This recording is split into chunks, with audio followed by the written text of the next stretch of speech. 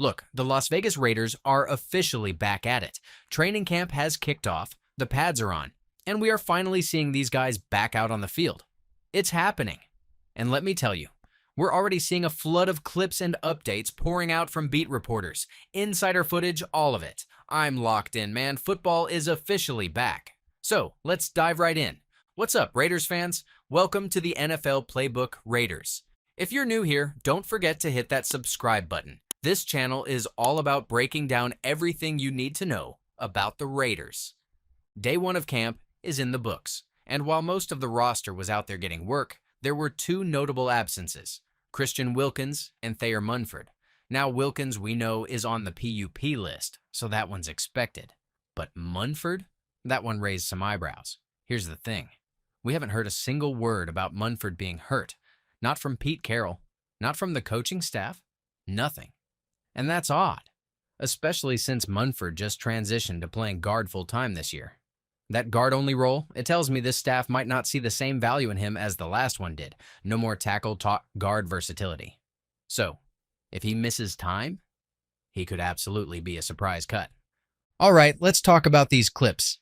Ashton Jeanty. This dude's out there returning punts, and man, he looks explosive. You've got Trey Tucker nearby, but focus on Jeanty. He catches the ball, starts left, then plants that foot, cuts back right, and just explodes upfield. That suddenness, that burst, insane.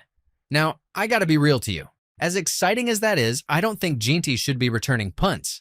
It's too much risk. Special teams carries way more injury potential than your standard backfield touches.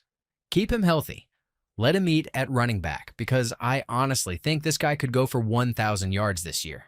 I'm hyped to see what he does once the preseason hits. Switching to the D-line for a second. Christian Wilkins still isn't practicing, so this is Adam Butler's moment, and I love it. He's been underrated and underpaid for years. Finally got his due this offseason, and now it's time to show what he can become. You see him out there with Max Crosby, with Tyree Wilson lurking in the background. Wilson looks sharp, by the way. We already know what Max brings. We know Butler can play. Even without Wilkins, this group could still be legit. Malcolm Kuntz is back and good to go. Pete Carroll said as much in his presser. They'll ease him in, but he's healthy. Okay, now let's talk about quarterbacks. Geno Smith is out there getting hit right after the throw. Not in a dangerous way, just getting that body ready. Ramping up the contact bit by bit. I'm telling you, this season is different. The Raiders aren't leaning on guys like Jimmy Garoppolo or Gardner Minshew anymore. That was desperation. This year, Geno Smith is proven. He's a leader, and he's working with one of the best offensive minds in the NFL. Geno even said it himself. Chip's ability to scheme guys open and put players in position to succeed, off the charts. That's the job of an OC. Know your guys. Defensively, the secondary's been a question mark. But Pete Carroll doesn't see it that way. He said this might be one of the most talented secondaries he's had. And listen, that's saying something. Pete knows DBS. Same with Patrick Graham. I trust them to scheme it right. Let's get into the big one here, Jamal Adams. We got our first real look at him, number 33.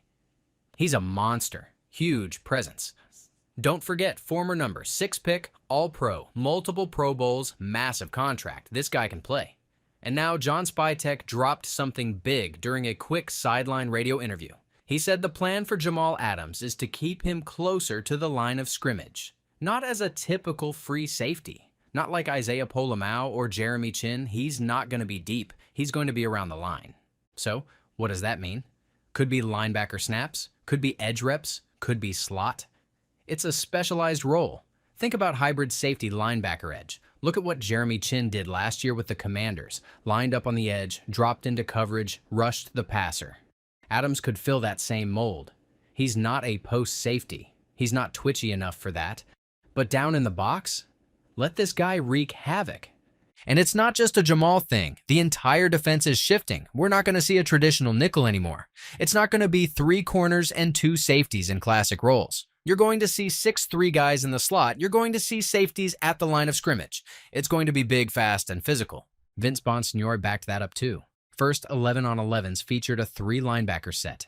Ellendon Roberts, Devin White, and Jermaine Pratt. And Jermaine, he was lined up right at the line, standing up, basically playing edge. This was base defense, but here's the thing.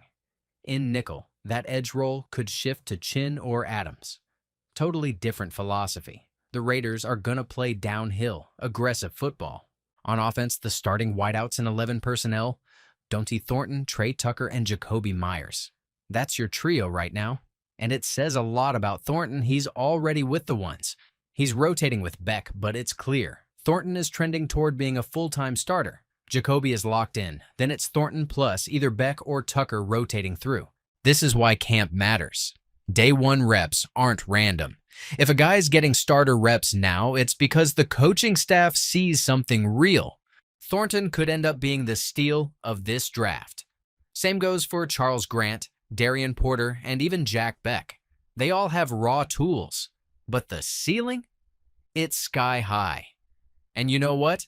For once, the Raiders are drafting the right way. Not reaching, not playing it safe. They're going for traits, upside, and real all-pro potential. That's how you land your next Max Crosby. Okay, now let me hit you with some more updates. Aiden O'Connell hit Alex Bachman on back-to-back sideline throws for big gains. Then he dropped a dime over the middle to Ian Thomas for a touchdown. Geno Smith might have hit Thomas for one too. Either way, Thomas is popping up. He's been balling since OTAs. And remember, he had massive upside coming out of college. It just never came together in Carolina. Spytech even said they had their eye on him back in the Bucs front office. And now, he's making plays. One small hiccup. Geno did throw a near pick. Trey Taylor had a chance, but dropped it. Maybe it was Sam Webb. Either way, not ideal. But listen, this is training camp. This is where you take those risks. You throw 50-50 balls to see what guys can do. That's how Trey Tucker learns to win jump balls. That's how you build timing with Dante Thornton. It's not about perfection. It's about learning who you can trust. And Geno is using every rep to figure that out. Last note, Geno said he and Jackson Powers Johnson have already built a bond. They're in the film room, putting in work. That's huge. JPJ is the engine of this O-line. He's calling protections, communicating with the guards, the tackles, the tight ends. He's got to know what Geno wants on every snap. That relationship, crucial. And remember, last year, JPJ didn't even come into camp as the starting center. He was penciled in at guard. Took over mid-season without all this prep. But now, he's ready. Geno even said he and Max Crosby are attached at the hip. That's what you want. Iron sharpening iron. Max pushing JPJ and PJ pushing back. And I'm telling you right now, Jackson Powers Johnson is going to be the best center in the NFL soon. Maybe in the next year or two. I'm not backing off that. He might already be top 5. By the end of the year, could be the best player on this team.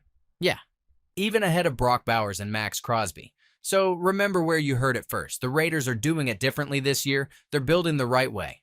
They're coming. Let me know what you think in the comments. Hit that thumbs up, subscribe if you're new, and I'll catch you next time.